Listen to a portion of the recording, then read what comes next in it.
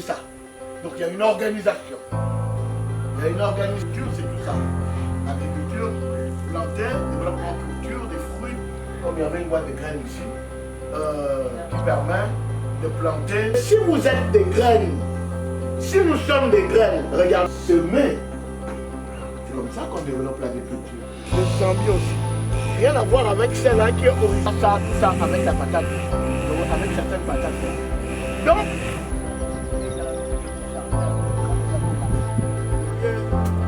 des papayers, des goyaviers.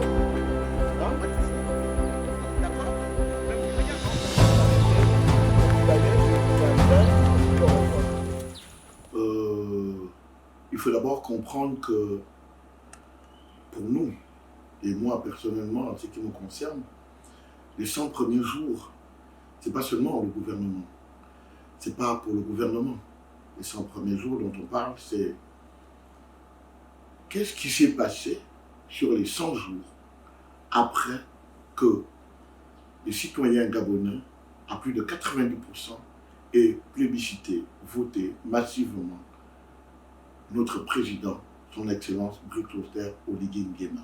C'est d'abord ça, le cadre. En ce qui nous concerne, dans le secteur agricole, nous allons voir la chose sur plusieurs manières, sur plusieurs plans.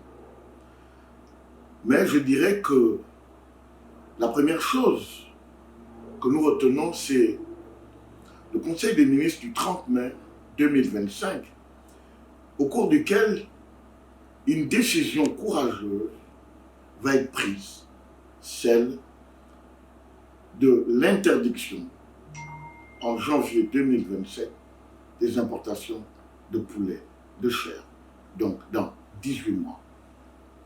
Voilà l'une des premières grandes décisions. À côté de cette décision, il va y avoir la décision de la création d'un fonds pour le secteur agricole, mais également la création d'une centrale d'achat. 3 décisions qui sont intimement liées à l'ensemble des autres décisions qui ont été prises au cours de ce Conseil des ministres. Parce que la nourriture, c'est l'agriculture. Les décisions prises par le chef de l'État nous permettent de penser que le secteur agricole a des meilleurs jours. Mais maintenant, de manière concrète, nous, qu'est-ce que nous avons fait au niveau de IDERSA Africa et de nos différents partenaires? Nous avons initié, déjà, nous étions dessus depuis quelques mois, pour certaines spéculations comme le soja, nous étions déjà sur un programme d'essai et d'adaptation de 2 ou 3 variétés de soja, mais également du poulet. Par contre, depuis 2-3 ans, nous sommes en train de travailler sur le maïs. Alors, la décision prise par le chef de l'État sur les importations de poulet qui rentrent dans cette première partie de 100 jours, vous voyez bien que c'est une note pleine d'espoir pour nous. C'est pour ça qu'aujourd'hui, à Bolokobwe, nous avons un groupe d'étudiants qui travaillent dans le cadre de leur master en agronomie, qui travaillent sur le maïs, le soja et l'arachide. Mais à côté de ce groupe d'étudiants en master, nous avons également associé, dans le cadre du programme dual, nous avons associé une vingtaine d'autres étudiants dont les niveaux partent du CM2 en Bac plus 5 pour certains. Mais l'objectif est de les accompagner dans une formation duale, 75% de pratique, 25% de théorie, sur les spéculations telles que le soja, le maïs, l'arachide. Et là maintenant, cette semaine, nous allons ajouter le sorgho. Ce qui nous dérange dans cette situation, c'est que nous constatons malheureusement que malgré les engagements du chef de l'État, malgré des décisions courageuses parce que quand on parle d'interdiction d'importation de poulet d'ici 2027, nous parlons de près de 120 000 milliards de francs CFA que nous dépensons. Nous parlons de 65 000 tonnes de poulet à produire. Mais dans un pays où nous ne produisons pas le soja, nous ne produisons pas le maïs, nous ne produisons pas le blé, nous ne produisons pas le sorgho. Nous pensions que la première action du ministère de l'Agriculture était ou serait d'inviter les acteurs qui sont sur le terrain à échanger avec eux pour faire l'état de lieu de l'existant. En faisant l'état de lieu de l'existant avec les acteurs, le ministère de l'Agriculture aurait eu un début de solution. Parce qu'il y a au Gabon des Gabonais comme des étrangers qui produisent du poulet fermier pour certains et du poulet de chair pour d'autres. Donc il y a un écosystème embryonnaire qui existe. Comment, après, depuis le mois de mai jusqu'à aujourd'hui, nous n'avons toujours pas reçu une seule visite de l'administration de tutelle, qui est le ministère de l'Agriculture? Comment voulez-vous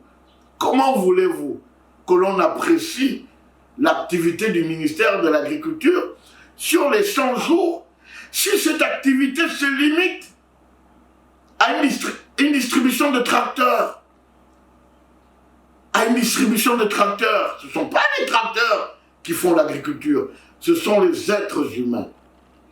Et l'histoire, dans le cadre du secteur agricole, nous enseigne que quelques années en arrière, je pense en 2011-2014, il y a eu une distribution de tracteurs de la part du ministère de l'Agriculture.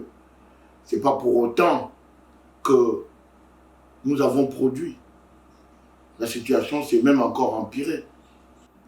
Les mêmes acteurs sont dans le secteur de l'agriculture qui arpentent les différentes directions du ministère de l'Agriculture, sont là, pour certains depuis 20 ans, mais ils n'ont rien fait. Il faut que nous soyons honnêtes.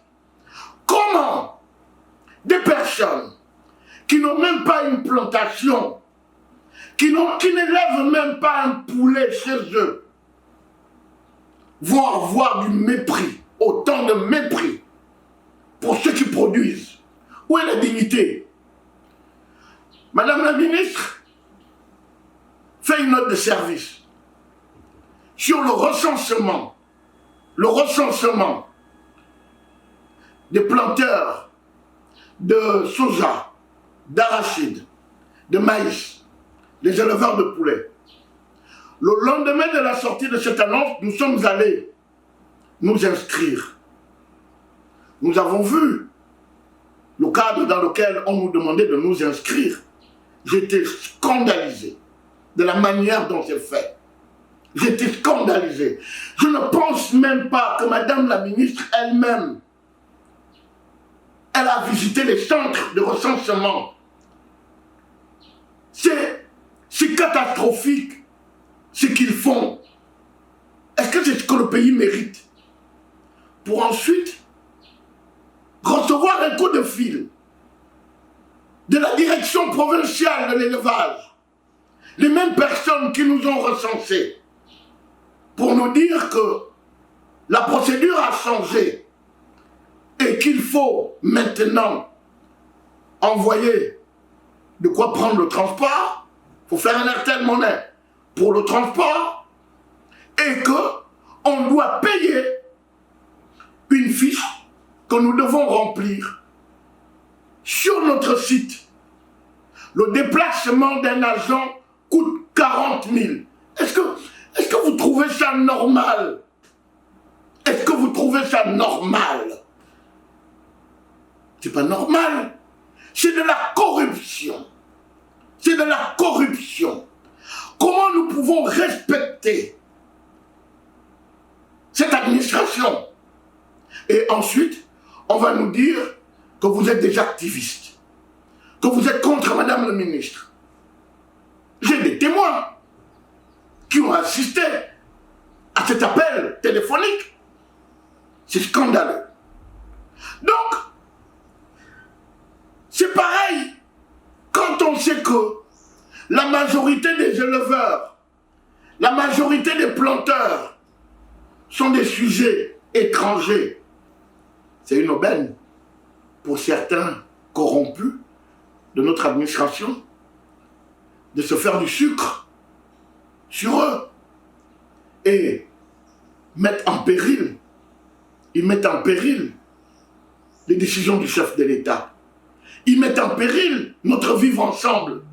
Non, nous ne validons pas les 100 jours du ministère de l'Agriculture. Nous disons non. On pensait qu'en mettant une dame à la tête du ministère de l'Agriculture,